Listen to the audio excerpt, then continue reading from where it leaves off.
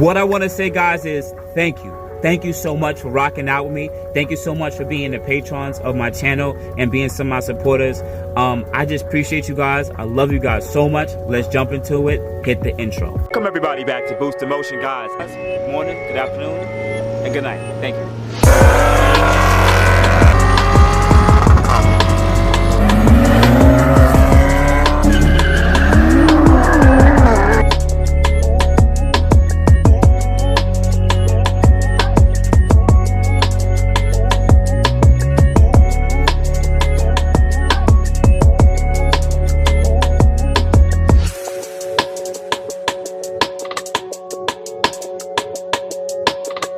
Alright everybody, so let's jump right into it. This question actually came from you guys at my Boost in Motion at Instagram, okay? But also you can contact me at Boost in Motion on Facebook and boostinmotion@gmail.com. Alright guys, but let's move forward.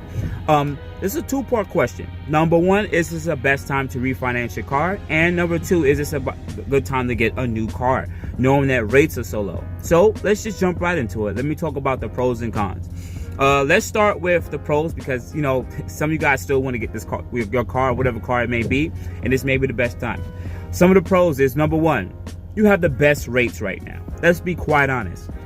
Knowing that this pandemic is going on in the US and maybe even different parts of the world, this is the best time to purchase a brand new car or refinance your car, because the APR rates are just so low. Some people, such as Ford and other companies, are giving you 0% on APR for a brand new car. You're literally paying dollar for dollar. Doesn't mean that they may not try to inflate you and not give you any write-offs, but they probably still would try to give you some deduction offs because they're still getting a sale. Now, same thing for refinancing. I think refinance is good regardless. Reason being is, let's say you got a car and you're paying about $300 a month. You made 12 payments at $300 a month at 10%, which is not really a good rate. Now, of course, when you pay everything on time, usually the natural progression is you brought down how much you owe on the cars, and slowly but surely your credit will get better, correct? So knowing that your credit is going to get better, when you go to other companies, they're going to always want to beat the rate of the last bank. So now you might go to refinance and the next bank might want to give you 4%, 5%, just using random numbers here. And if you're doing that, you're saving 5% off the principal of the car. Or also, sometimes these companies will actually let you refi with them, especially at this moment right now. But majority is best to leave at specific financing company and go with a completely different one. Also, when you do that, now you're going to refi with whatever you owe now on the car, and you're also going to have a lower bit payment. So you might come from $300 paying 10% down to $220 paying only $5. So you might have saved yourself thousands depending on how much you're paying for the car. I really don't want to break down the numbers and get precise with you guys. I know some of you guys will love me to do that, but I'm not going to do that. I'm just talking in this video. But also for the new car, if the car is brand new car, $40,000, you're not going to be paying the 2 or 3% over the price of the car, even though they usually give you some kind of dealer discounts or something like that. All right, so let's move forward. What's the other benefit of purchasing a brand new car or getting your car refinanced right now? To be quite honest with you guys, I don't see any other pro there. That's it. The best pro is the rates. That's it. There's no other better pro. I mean, yes, you can get deductions because some of these car companies want to move a lot of these old inventory off their lots, but also refinancing, the only benefit is really for you. So I'm gonna jump right into the cons. Number one, the first con that I see in getting a brand new car, even in today or a week or a month or a year ago, is number one, you're losing the value of the car. When you go purchase a brand new car, as everyone have said, once you put that key and you drive off the lot, the car loses between 5 to 10% of its total value, and that is it. Just because all new cars will depreciate, and they depreciate quite fast. If you look into Infiniti Q50s, my car was, I think, like 47,000. About 47,000 or 52,000. My car now is probably worth right around high 20s, low 30s at the dealership. Now, knowing I still pay my payment, that's crazy. I only had my car for 2 years and it lost about almost half of its total value. So it's the same thing for majority of other cars. Cars are not an asset. I don't care if you guys want to talk about luxury cars, and I mean like high-end exotics that depreciated enough and started coming back in value in the last few years, because that's just the way the exotic world works. But for people like us who has regular cars, this doesn't apply to us. When we buy a car for brand new, we're always losing money regardless. Even if you're keeping the car for the next 10-20 years, you still paid market value for it, and now it's worth $5,000-$10,000 5 years later. The other disadvantage of I see you getting into, let's say, a refinance on a car would be, to be honest, the disadvantage is you're going to have to start a new loan. Reason being is, let's say you had a 60-month loan paying $300 and you waited a year.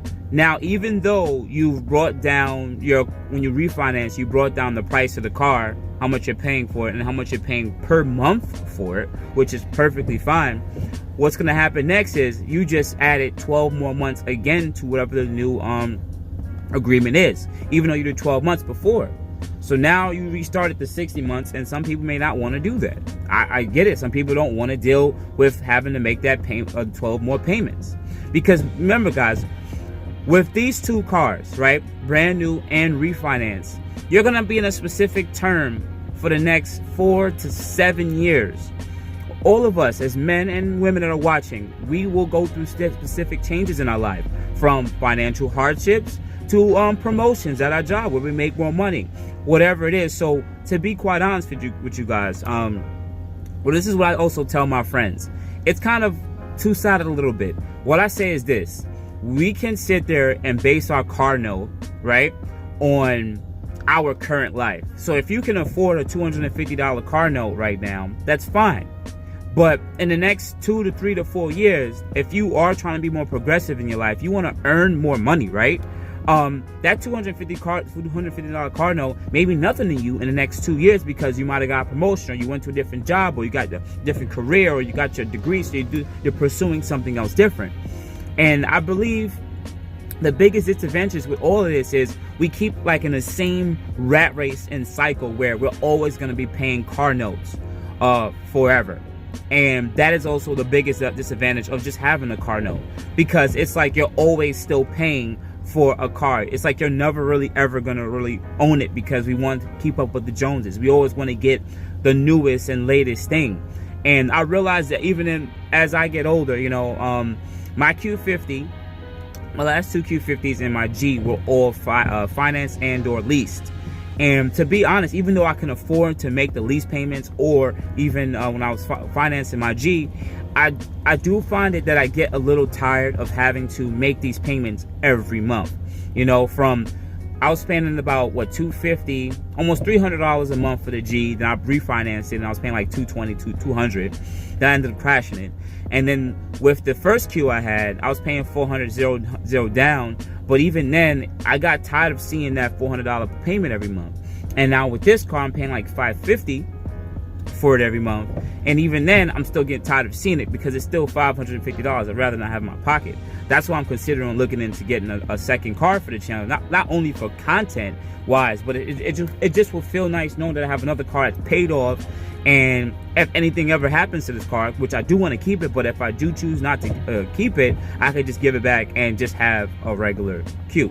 So just moving forward with the cons, because you guys are probably listening like, wow, there's really no positive. Listen, guys, we're gonna do what we want. We want the fast cars. We want to do stuff to our crazy cars. It all depends on your lifestyle and what you really just could afford. Everybody is different in this world. That's it. Everyone's different. If you're into watches, weed, liquor, women, whatever you like to spend your money on, sneakers, it is what it is. It's just that when it comes to the car world, I just want people to prioritize and try to find the best payment that you can actually afford. And for some of my Dave Ramsey people, y'all probably might jump in and say, well, if you have to make payments on it, don't even buy it, because that means you can't afford it. And I'll be honest with you, that is a nice philosophy that works for the very simple purchasers out there. I don't want to say simple people, simple purchasers, because it's just like, hey, if you can't afford it to buy it, or buy it twice, why do it? And I get it. But we live in the United States. We're all about consumption. We always want the newest things, and we always want the more standard tech. So I get it. I love my Maximas, but even if for me to get a Maxima right now, it will be nostalgic, but at the end of the day, I don't want to go back to tape. I don't even know what that is, that tape thing you plug in, that you slide in and it plays off a tape. I couldn't even do it. I couldn't even imagine doing that right now. Or a CD player, like what is that? I'm surprised my Q50 still even has a CD player. So otherwise than that, guys, what I told my friends was, listen, you guys got to be able to afford these payments, and try not to go above your means, because if you go above your means, you're going to put yourself in a really financially balanced position where you're going to have to crash the car, burn it, which people have done, or try to sell it at a loss or trade it in for something cheaper and still be screwed on negative equity. I don't want you guys to run into that. So yes and no, this is a great time to refinance and or looking for to get some of the great deals on leases, financing new, or even refinancing. But you also have to sit there and think, in the future, will this be the best for you in your life and where you're planning on going?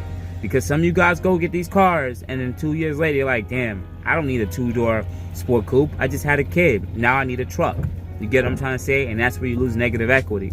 So otherwise than that, guys, if you enjoyed this video, always hit the like button, subscribe, bell notification. I love you guys so much, man. If you have any questions about anything that you want to know right now, this is the best time to comment below. And if I haven't made that video already, I'll probably make that video in the next few days or maybe even weeks, just because I want to just throw some content on what I know out there and just give you guys the knowledge that you need. So otherwise than that, guys, you know what to do.